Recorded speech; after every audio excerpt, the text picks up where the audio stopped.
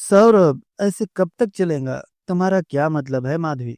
मेरा मतलब यह है कि सौरभ, माधवी ने एक पल रुक कर कहा, अब हम ऐसे कब तक छिप छिप कर मिला करेंगे? जब तक तुम्हारा और मेरा सच्चा प्यार है, समझाते हुए सौरभ बोला।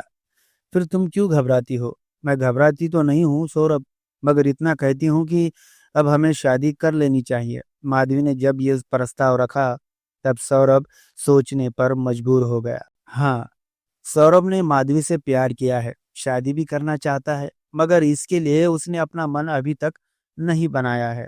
उसके इरादे कुछ और ही है, जो वह माधवी को बताना नहीं चाहता है। उसने माधवी को अपने प्रेम जाल में पूरी तरह से फांस लिया है। अब मौके का इंतजार कर रहा है। उसे चुप देखकर माधवी फिर बोली, क्या सोच रहे हो सौरभ? सोच रहा हूँ कि हमें अब शादी कर लेनी चाहिए।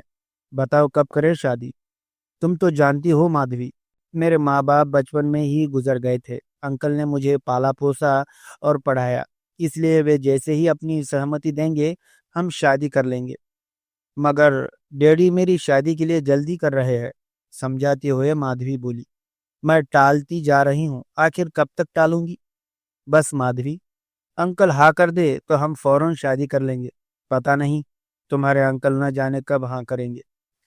जब हमने इतने दिन निकाल दिए, थोड़े दिन और निकाल लो। मुझे पक्का यकीन है कि अंकल जल्दी ही हमारी शादी की सहमति देंगे, कहकर सौरभ ने विश्वास जताया। मगर माधवी को उसके इस विश्वास पर यकीन नहीं हुआ। यह विश्वास तो सौरभ उसे पिछले 6-7 महीनों से दे रहा है, मगर हर बार डाक के 3 बात साबित होते हैं। आखिर लड़की होने के नाते वह कब तक सब्र रखे? माधवी जरा नाराजगी से बोली, नहीं सौरभ, तुमने मुझसे प्यार किया है और मैं प्यार में धोखा नहीं खाना चाहती हूँ। आज मैं अपना फैसला सुनाना चाहती हूँ कि तुम मुझसे शादी करोगे या नहीं। देखो माधवी, मैंने तो तुमसे उतना ही प्यार किया है जितना कि तुमने मुझसे किया है, समझाते हुए सौरभ बोला। मगर तुम मेरे हालातों को क्यों नहीं समझ रहे हो? मगर मेरे हालात को तुम क्यों नहीं समझ रहे हो सौरभ? तुम लड़के हो, मैं एक लड़की हूँ। मुझ पर माँ बाप का कितना दबाव है, ये तुम नहीं समझोगे। एक बार फिर माधवी समझाते हुए बोली, कितना परेशान कर रहे हैं वे शादी के लिए, ये तुम नहीं समझोगे। अपने पिता को जोर देकर क्यों नहीं कह देती हो कि मैंने शादी के लिए लड़का देख लिया है? सौरभ बोला, बस यही तो मैं नहीं कर सकती हूँ सौरभ। तुम समझने की कोशिश क्यों नहीं कर रहे हो? और तुम मेरे हालातों को समझने की कोशिश क्यों नहीं कर रही हो? सौरभ जरा नाराजगी से बोला।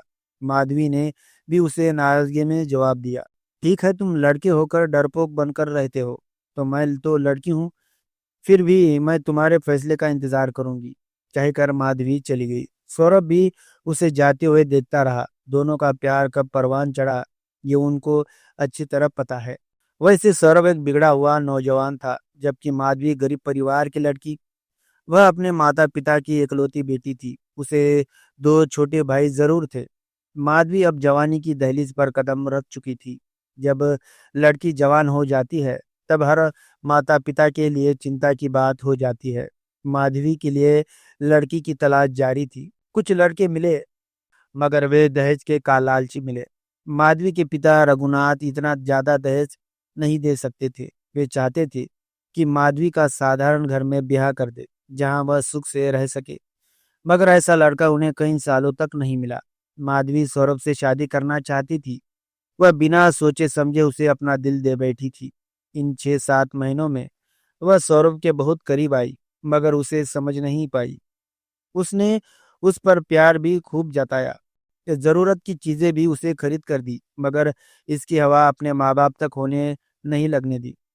इसके लिए उसने 2-3 ट्यूशन भी कर रखी थी, ताकि माँ बाप को यह एहसास हो कि वह ट्यूशन के पैसों से चीजें खरीद कर ला रही है।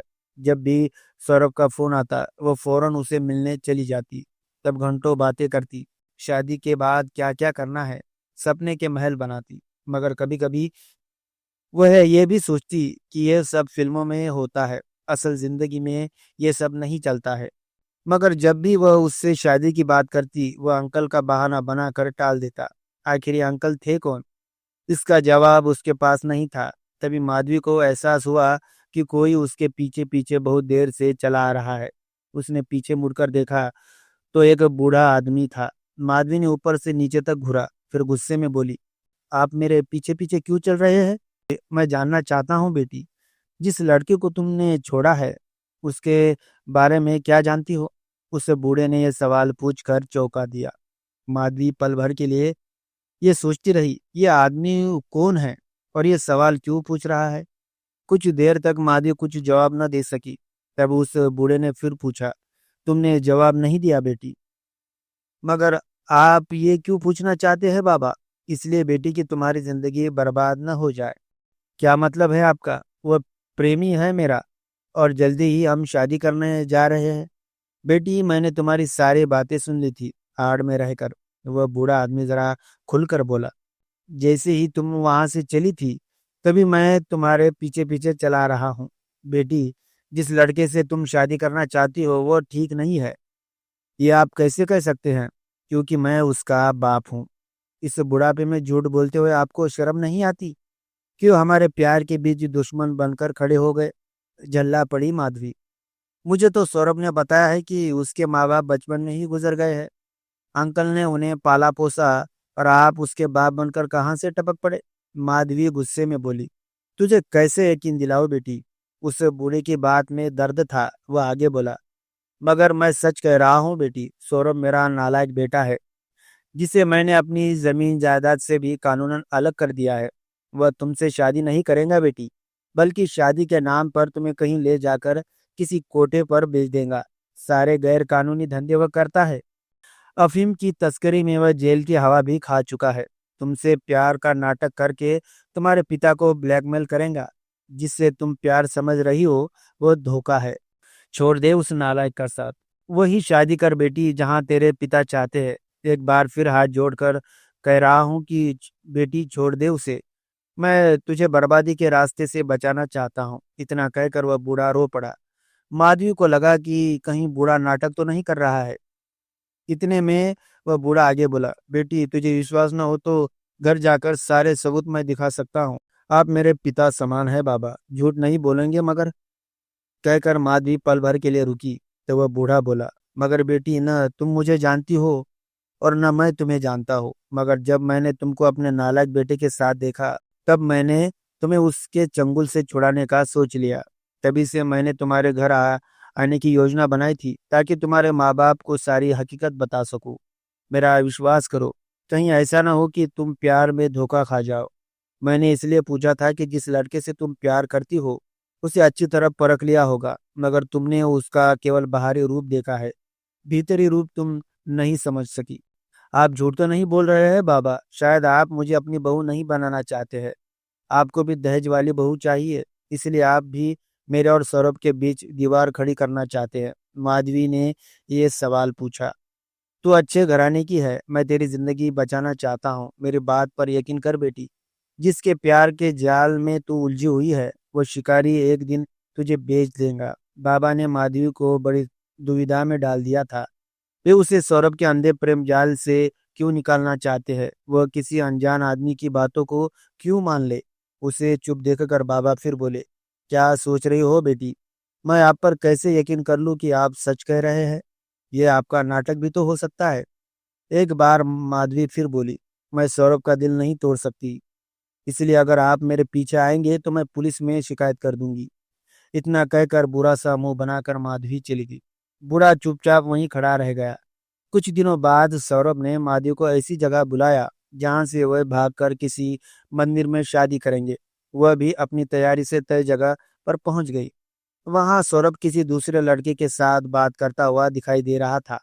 वह चुपचाप आड़ में रहकर सब सुनने लगी।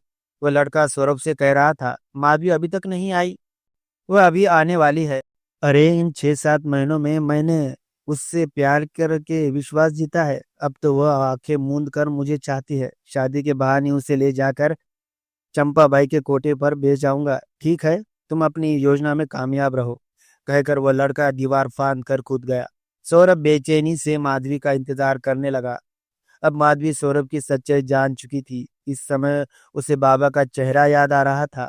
बाबा ने जो कुछ कहा था सच था। अब सौरभ के प्रति उसे नफरत हो गई। सौरभ बेचैनी से टल रहा था, मगर वह उससे नजर बचाकर बाहर निकल गई। वह सचमुच आज अंधे मोड़ से निकल गई थी। उम्मीद है दोस्तों आपको ये छोटी सी कहानी पसंद आई होगी। दोस्तों, अगर ये कहानी आपको पसंद आए तो प्लीज इस वीडियो को लाइक और चैनल को सब्सक्राइब करना ना भूलें। दोस्तों, ये कहानी पूरी तरह से काल्पनिक है। ये कहानी सिर्फ आपके मनोरंजन के लिए बनाई गई है।